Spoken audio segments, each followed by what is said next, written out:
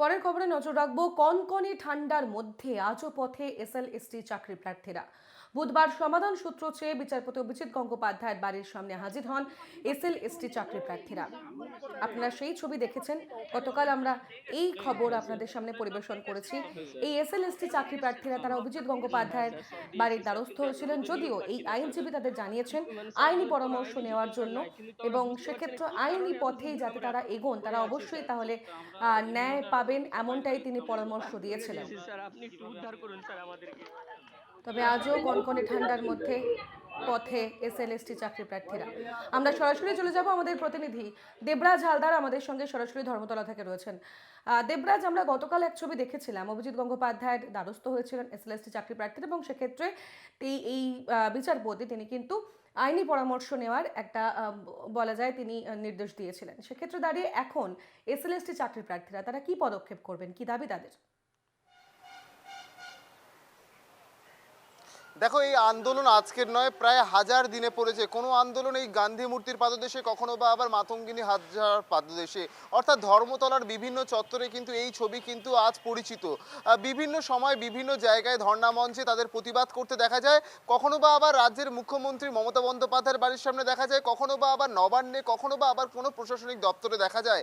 এবার কিন্তু খোদ বিচারপতির কাছেই কিন্তু চাকরি প্রার্থীরা দরবার করতে গেলেন, যা কিন্তু নিঃসন্দেহে নজিরবিহীন, ঐতিহাসিক বললেও কিন্তু কম হয়। কারণ এই ঘটনা কিন্তু এই ভারতবর্ষের ইতিহাসে, খুব ভুল না করলে এটাই হয়তো প্রথম, যে চাকরি প্রার্থীরা যাচ্ছে বিচারপতির দরবারে এবং বিচারপতি তাদেরকে নেমে এসে তাদের সাথে কথা বলছে, এবং শুধু কথা বলছে না, তাদেরকে সমাধান সূত্রে বের করে দেওয়ার জন্য কিন্তু আশ্বাস দিচ্ছেন। এবং এই ঘটনা কিন্তু মানে খুঁজে দেখলে কিন্তু খুবই কম।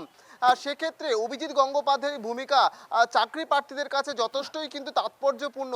তবে এই চাকরি প্রার্থীরা অভিজিৎ গঙ্গোপাধ্যায় স্যারের সাথে কিন্তু বিভিন্ন সময় বিভিন্ন রকমভাবে আলোচনা করলেন সমাধান সূত্রে বের করার। কারণ চাকরি প্রার্থীরা দাবি করছে তাদের দেওয়ালে পিঠ থেকে গিয়েছে, তাদের কিন্তু অনেকটা বছর কেটে গিয়েছে। 2022 নভেম্বরে তারা কাউন্সিলিং হয়েছে, তারা রেকমেন্ডেশন লেটার পেয়েছে, কিন্তু অ্যাপয়েন্টমেন্ট লেটার পায়নি। কবে অ্যাপয়েন্টমেন্ট লেটার পাবে? 13টা মাস অতিক্রান্ত হয়ে গিয়েছে, তারপরেও কোনো অ্যাপয়েন্টমেন্ট লেটার নেই।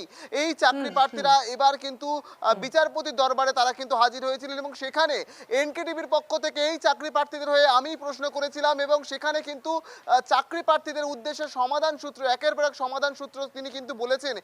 এবং এরই পাশাপাশি যারা এই মুহূর্তে ধর্ণা দিচ্ছে, যাদের হাজার দিন অতিক্রান্ত, তাদের উদ্দেশ্যেও প্রশ্ন করেছিলাম।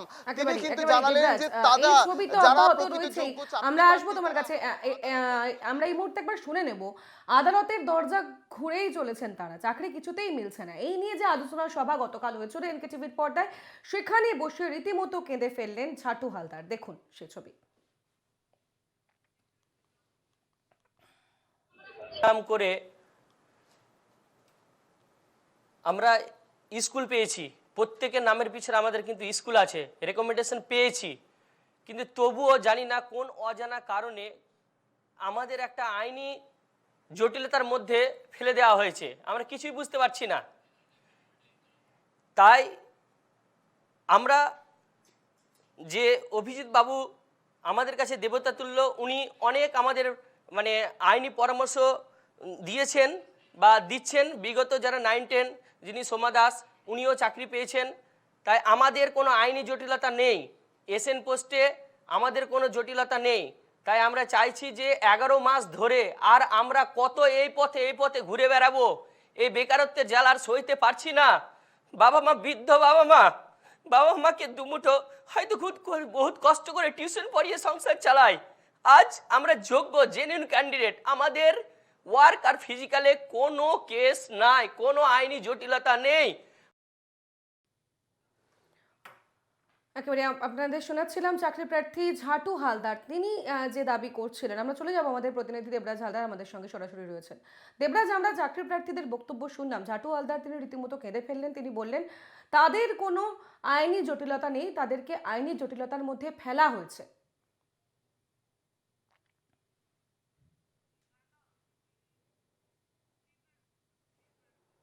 আমাদের সঙ্গে যোগাযোগ বিচ্ছিন্ন হয়ে গিয়েছে আমাদের প্রতিনিধি দেবরাজ হালদারের। আমরা চেষ্টা করবো আবারও যোগাযোগ করার।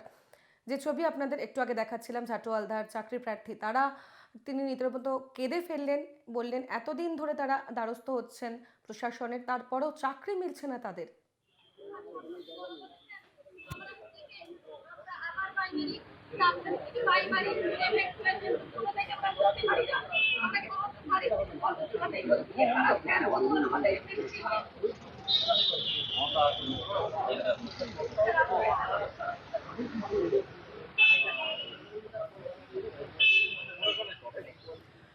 আমরা চলে যাব আমাদের প্রতিনিধি দেবরাজ হালদারের সঙ্গে। আবার আমরা যোগাযোগ করতে পেরেছি। দেবরাজ, গতকালের যে ছবি ছিল সেখানে অভিজিৎ গঙ্গোপাধ্যায় তিনি নিজে বলেছিলেন, পরামর্শ দিয়েছিলেন আইনের দ্বারস্থ হওয়ার। অন্যদিকে চাকরি প্রার্থীরা, ঝাটু হালদারের ছবি দেখাচ্ছিলাম, তার বক্তব্য দেখাচ্ছিলাম, তারা বলছেন তারা কোনো আইনি জটিলতার মধ্যে নেই, কিন্তু তাদেরকে আইনি জটিলতায় ফেলা হচ্ছে। একদম এই প্রশ্নের সরাসরি কিন্তু তারা রেখেছিল অভিজিৎ গঙ্গোপাধ্যায়ের কাছে যে তাদের কোনো আইনি জটিলতা নেই, তারপরেও কেন 13 মাস রেকমেন্ডেশন লেটার পাওয়ার পরেও অ্যাপয়েন্টমেন্ট লেটার পাওয়ার জন্য কেন 13 মাস তারা রাস্তায় থাকবে। এই প্রশ্ন করাতে অভিজিৎ গঙ্গোপাধ্যায় তিনি বললেন যে আইনি পরামর্শ নেওয়ার জন্য।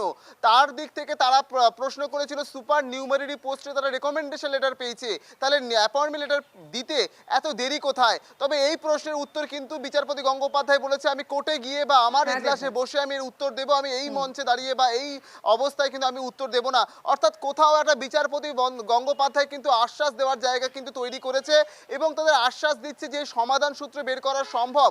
তবে এরই পাশাপাশি তিনি এও প্রশ্ন রেখে গিয়েছেন যে যে সমস্ত চাকরি প্রার্থীরা এই মুহূর্তে রাস্তায় দাঁড়িয়ে প্রতিবাদ করছে বা দীর্ঘ যাদের 1000 দিনের আন্দোলন হচ্ছে বা কারো 300 দিনের আন্দোলন, কারোর বা আবার 365 দিনের আন্দোলন, তারা যদি যোগ্য চাকরি প্রার্থী হয় তাহলে আদালতে আসুক এবং আদালতই তাদের সমাধান সূত্র দেবে, এমনটাই কিন্তু জানিয়েছেন বিচারপতি গঙ্গোপাধ্যায়। এবং সেই প্রশ্নই করেছিলাম আমরা এই সমস্ত চাকরি প্রার্থীদের হয়ে। জটিলতা কবে কাটে, কিভাবে কাটে, সেই দিকে আমাদের নজর অবশ্যই থাকবে। ধন্যবাদ দেবরাজ। সরাসরি কথা বলছিলাম, প্রতিনিধি দেবরাজ হালদার ছিলেন।